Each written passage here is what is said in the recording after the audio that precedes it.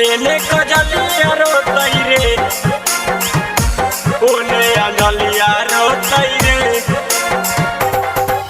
अंजलिया रोतई रे। गरिमा recording studio Gujarat. होलिया में यारवा हमर बियाहवा होतई रे